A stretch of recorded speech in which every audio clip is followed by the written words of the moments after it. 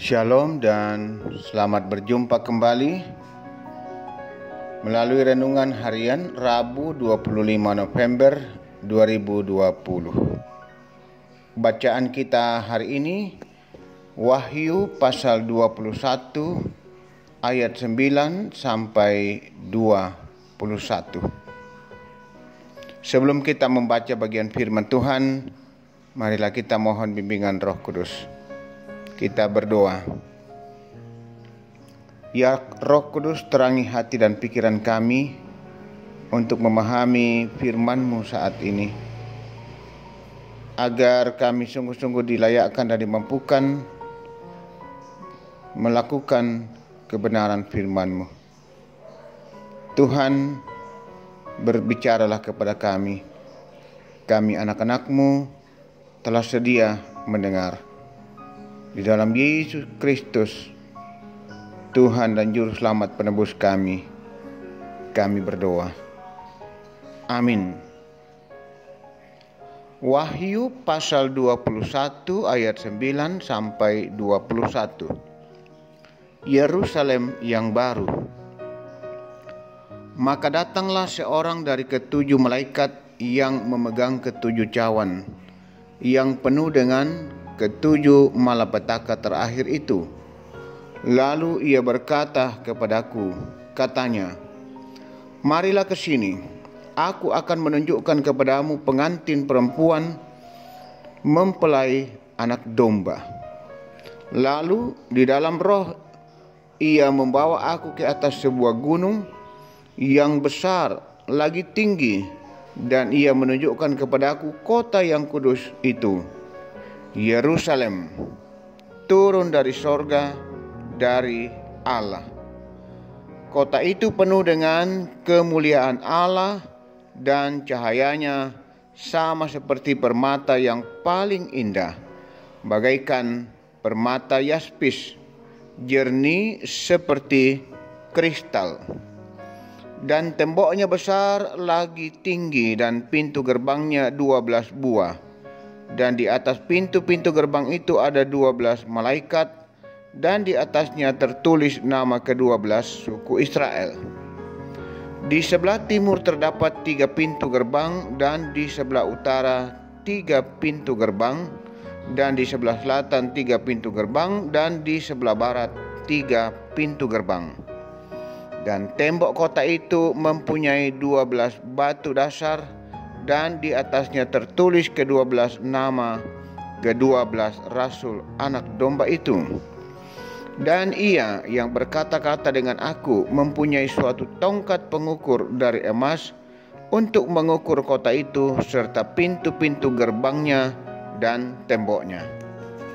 Kota itu bentuknya 4 persegi, panjangnya sama dengan lebarnya, dan ia mengukur kota itu dengan tongkat itu 12.000 stadia, panjangnya dan lebarnya dan tingginya sama.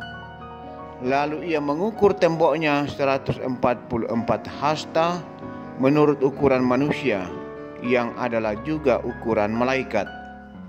Tembok itu terbuat dari permata yaspis, dan kota itu sendiri dari emas tulen bagaikan kaca murni. Dan dasar-dasar tembok kota itu dihiasi dengan segala jenis permata.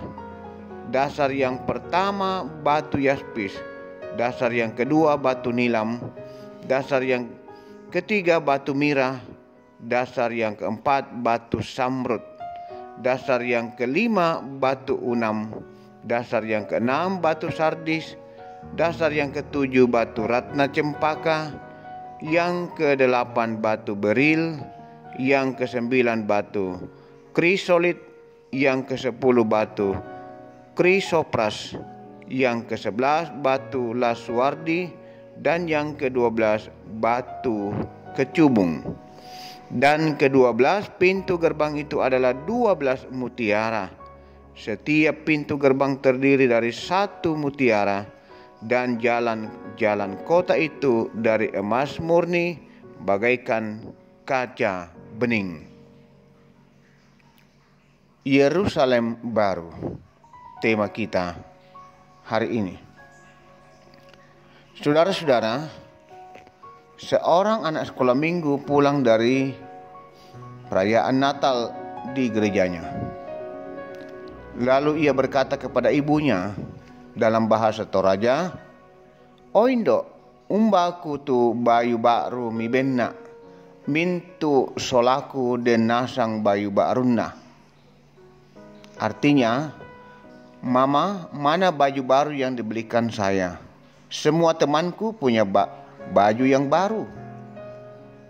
Kemudian ibunya mengambil baju dari dalam lemari lalu memberikan kepada anak itu. Anak itu protes kepada ibunya karena baju itu adalah baju lamanya, hanya saja dicuci dan disetrika rapi.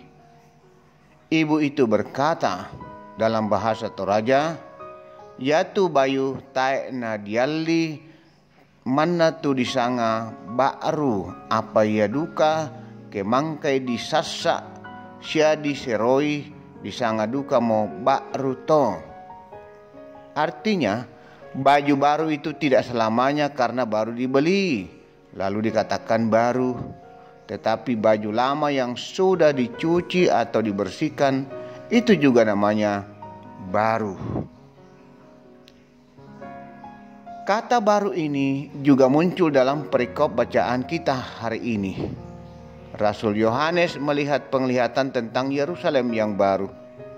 Seorang dari ketujuh malaikat yang memegang cawan datang kepada Yohanes dan menunjukkan kepadanya pengantin perempuan. Pengantin yang akan bersanding bersama dengan mempelai laki-laki, yaitu sang anak domba Allah. Dibawanya lah Yohanes ke atas gunung yang tinggi dan memperlihatkan mempelai perempuan itu turun dari sorga. Mempelai perempuan itu ialah Yerusalem, kota kudus yang turun dari sorga, dari Allah. Kota itu adalah gambaran kota yang sangat ideal, yang penuh kemuliaan Allah, dan terdapat 12 gerbang yang tertulis nama ke-12 suku Israel. Hal itu menunjukkan bahwa setiap orang yang percaya kepada sang anak domba Allah akan bersama-sama dengan mempelai laki-laki itu dalam Yerusalem yang baru. Saudara-saudara jemaat Tuhan, hiduplah dalam pengharapan bahwa dalam Yesus Kristus Yerusalem baru akan menjadi bagian kita. Untuk itulah, mari kita tetap jalani kehidupan ini sambil terus memuliakan Tuhan Sang Anak Domba Allah. Teruslah perbaharui diri kita seperti baju baru yang terus dibersihkan, agar kita tetap menjalani hidup yang baru dalam perkenan Tuhan. Tuhan memberkati. Amin. Saudara-saudara, marilah kita tenang dan kita berdoa.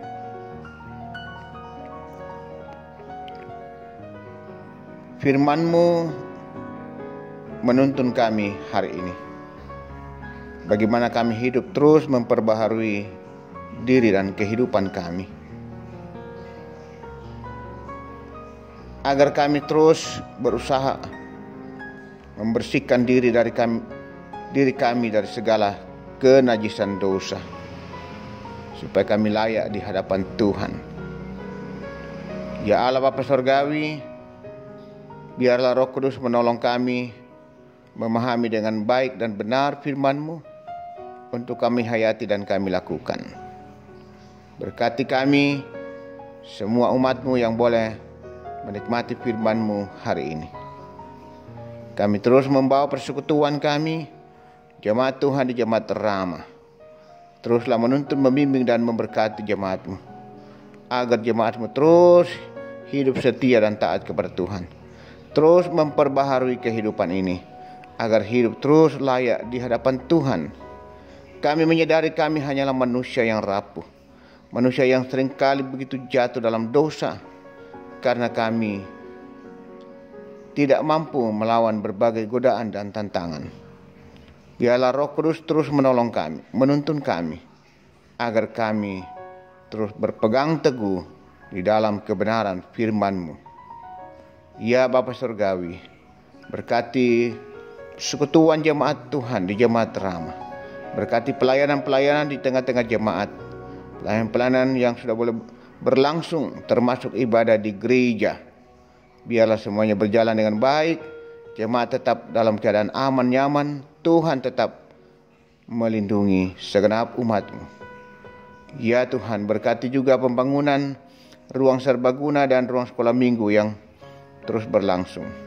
Pada waktunya kami aminkan pasti bisa selesai, karena semua ini kami lakukan untuk kami persembahkan kepada Tuhan. Ya Allah Bapa Surgawi, berkati pekerjaan warga jemaat Tuhan, apa yang mereka tekuni, berikan kekuatan, kesehatan, bukakan pintu-pintu berkat-Mu. Yang masih berjuang terus mencari pekerjaan, bukakan jalan Tuhan. Jawablah doa dan harapan umat-Mu.